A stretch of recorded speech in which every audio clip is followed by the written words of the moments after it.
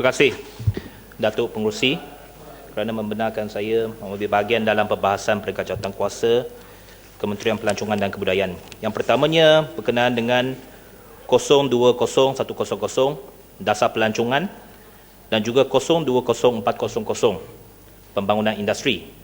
Datuk Pengerusi, isu yang saya nak bangkitkan ialah berkenaan dengan cruise tourism yang telah banyak kali saya bangkitkan dalam Dewan Yang Mulia ini. Kerana bagi saya, pandangan saya ialah cruise tourism ini merupakan satu subsektor pelancongan yang amat berpotensi. Tetapi pada pandangan saya, walaupun pihak Kementerian Pelancongan telah menubuhkan Malaysia Cruise Council, tetapi saya rasa Malaysia Cruise Council ini belum lagi memainkan peranan yang sepatutnya. Kerana dalam tempoh lebih setahun ini, walaupun Kaunsil ini telah ditubuhkan, tetapi belum ada lagi apa-apa dasar dan juga blueprint bagaimana Malaysia boleh membangunkan cruise tourism ini. Saya menyarankan kepada Yang Berhormat Menteri sendiri perlulah melihat kepada perkara ini dengan lebih serius supaya Yang Berhormat Menteri dapat sendiri mempengerusikan mesyuarat ini dalam masa terdekat supaya kita dapat merangka satu blueprint bagaimana kita dapat membangunkan cruise tourism ini, khususnya di negeri Pulau Pinang, Melaka dan Sabah Sarawak.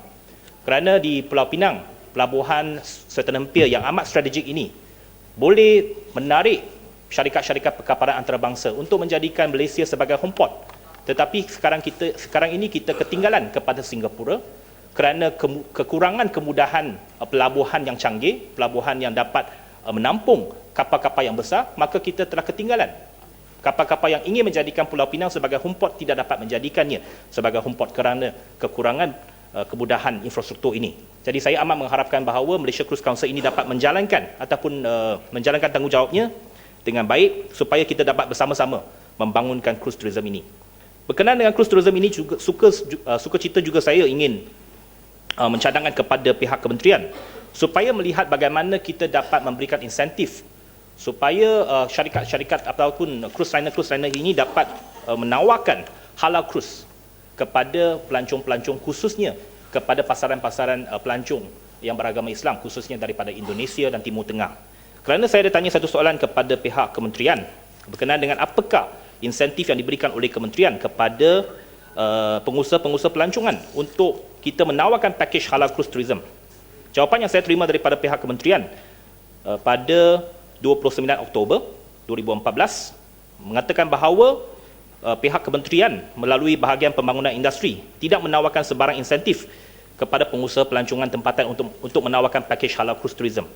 Pihak kementerian hanya mengadakan insentif bagi maiden call, iaitu acara sambutan di pelabuhan semasa ketibaan kapal persiaran yang besar yang berlabur di Pelabuhan Klang Cruise Center buat kali pertama. Walaupun bagaimanapun kementerian mempertimbangkan isu ini untuk dimasukkan dalam mesyuarat Cruise Council jika terdapat permohonan. Yang Berhormat Menteri, saya nak mengatakan bahawa baru-baru ini pada minggu lepas Yang Berhormat Ketua Menteri Pulau Pinang telah menerima lawatan. Naka bangun. Ya, sila. Terima kasih Datuk Pengerusi, yang terima kasih Yang Mulia Seremban tentang pembangunan industri yang saya ingin berkongsi dengan Yang Muhammad Seremban, iaitu kita memang sedia maklum bahawa Kementerian Pelancongan telah buat usaha untuk menarik lebih pelancong kepada negara kita, dan usaha selain dari roadshow dan juga itu trade mission, dan juga menyertai dengan berapa-berapa trademark atau yang besar, yang seperti baru-baru ini di Shanghai, CITM, China International Trademark.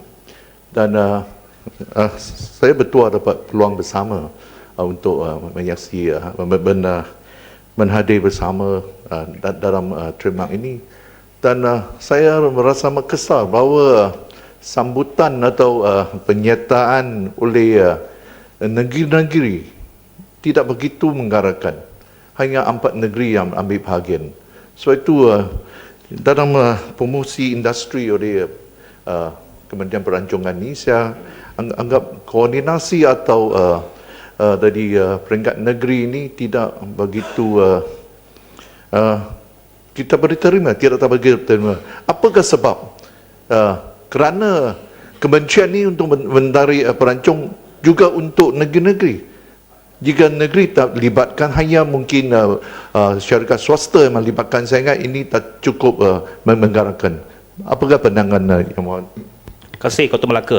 Saya rasa pihak kementerian perlu mengambil maklum perkara ini dan juga menjemput pihak kerajaan-kerajaan negeri.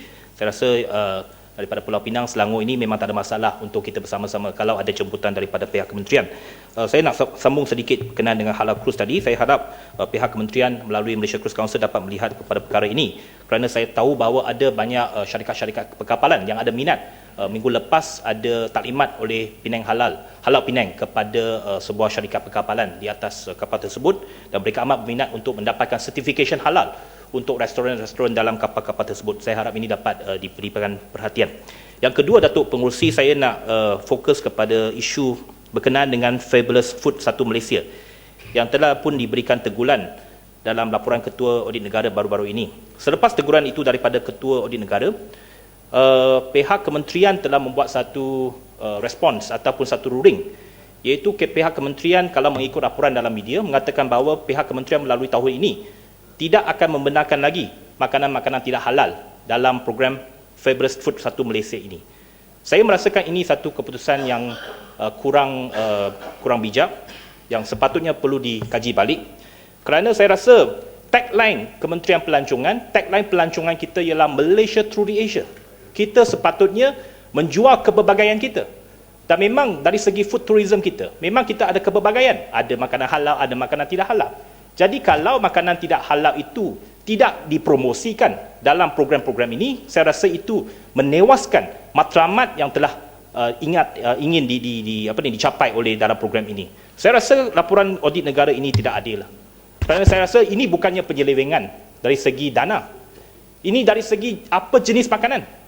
Mereka nak audit, saya rasa tak patut. Kalau ada penyelewengan dalam Kementerian Pelancongan, macam dulu ada 1.8 juta digunakan untuk buat Facebook, saya orang pertama akan lawan dalam Dewan Yang Mulia ini. Tetapi saya rasa laporan ini tidak begitu adil, dan kita perlulah Malaysia Through the Asia ini patutnya dititik beratkan. Kalau tak ada bakuteh halal itu bukan lagi bakuteh, Datuk Menteri, Yang Berhormat Menteri. Saya rasa kalau di Jalan Alor tak ada makanan tidak halal yang dipromosikan, ia tidak akan menjadi tarikan. Kerana Jalan Alor ini yang menarik pelancong-pelancong daripada China, Taiwan, Hong Kong. Saya rasa kalau makanan tidak halal tidak dipromosikan di sana, ia tidak akan menjadi satu tarikan. Lainlah kalau katakan di Kuala Terengganu, program itu dibuat di Kuala Terengganu. Sudah tentunya makanan yang ingin dipromosikan itu ialah makanan halal, macam makanan nasi dagang dan sebagainya. Jadi saya rasa perlu ada flexibility. Saya rasa Yang Berhormat Menteri adalah seorang yang kita kenal rapat, bukannya seorang ekstremis, menteri yang seorang yang moderate, antara yang minoriti lah dalam kabinet, seorang menteri yang seremban, yang moderate. Saya harap Yang Berhormat Menteri dapat melihat perkara ini dan membuat satu ruling supaya tidak menarik balik apa yang telah ditentukan itu, supaya program Fabulous Food 1 Malaysia ini dapat diteruskan seperti biasa. Sila Bukit Bintang. Ya, terima kasih Puan Pengerusi, dan terima kasih kepada rakan saya Yang Berhormat Serampan.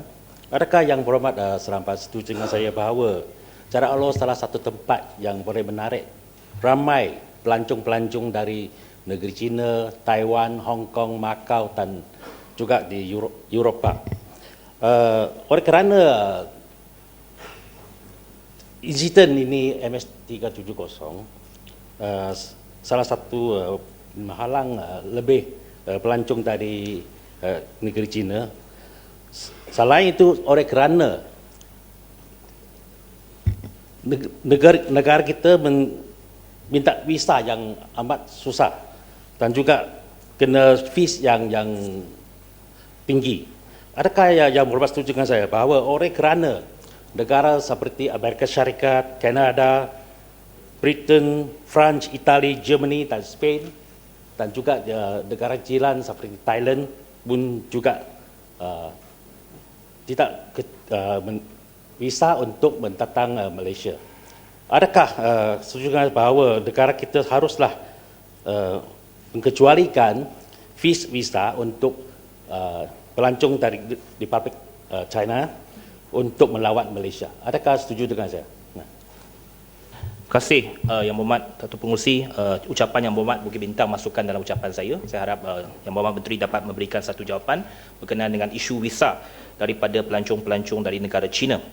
Saya nak sambung sedikit Datuk Pengerusi. Berkenaan tadi ialah Federal Food Satu Malaysia. Saya haraplah Yang Berhormat Menteri dapat mengkaji balik perkara ini dan supaya kita dapat benar-benar mempromosikan negara kita, Malaysia Truly Asia, supaya tak ada satu sekatan kepada makanan-makanan yang tidak halal untuk dipromosikan kepada pelancong-pelancong luar, khususnya kepada segmen-segmen pelancong-pelancong dari China, Taiwan dan Hong Kong dan sebagainya.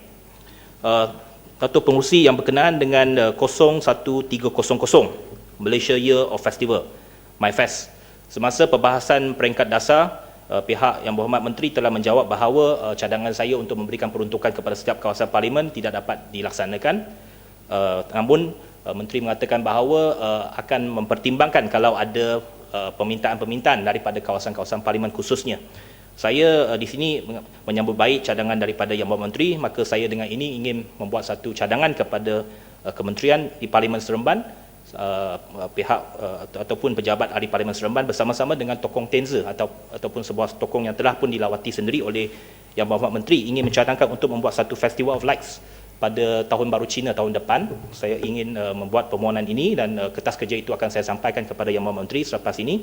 Saya harap dapat pertimbangan daripada Yang Berhormat Menteri. Berkenaan dengan 11000, Lembaga Penggalakan Pelancongan Malaysia ataupun Tourism Malaysia.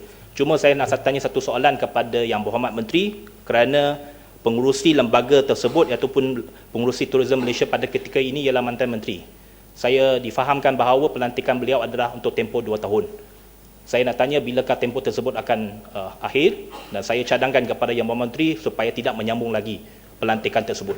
Kerana saya rasa beliau tidak dapat menjalankan tugas dengan baik, tidak ada apa-apa yang telah pun dibuat selama 2 tahun ini, tak ada apa-apa value added kepada Tourism Malaysia. Lebih baik pilih seorang pengurusi yang benar-benar dapat berkhidmat, dapat menyumbangkan tenaga dan idea baru untuk Tourism Malaysia. Yang terakhir, Datuk Pengerusi, berkenaan dengan Ashram, apakah saya nak bertanya soalan ini bagi pihak Yang Berhormat Ipoh Barat yang minta saya tanya, apakah perkembangan terkini mengenai Vivekananda Ashram di mana Yang Berhormat Menteri Pelancongan telah melawat tempat itu dengan Yang Berhormat Ipoh Barat, Yang Berhormat Bukit Bintang, Kota Melaka dan lain-lain, ramai rakan-rakan daripada Pakatan Rakyat bersama-sama pada 6 hari bulan November 2014. Adakah kerajaan akan menggunakan Akta Warisan National Heritage Act dan mengisytiharkan ashram tersebut di bawah warisan mengikut akta ini? Sila rujuk kepada Seksyen 67, 25/1, 27/1, 31 dan juga Antiques Act, supaya ini dapat kita mewatakkannya sebagai sebuah heritage, bangunan heritage untuk ibu kota kita. Jadi itu saja.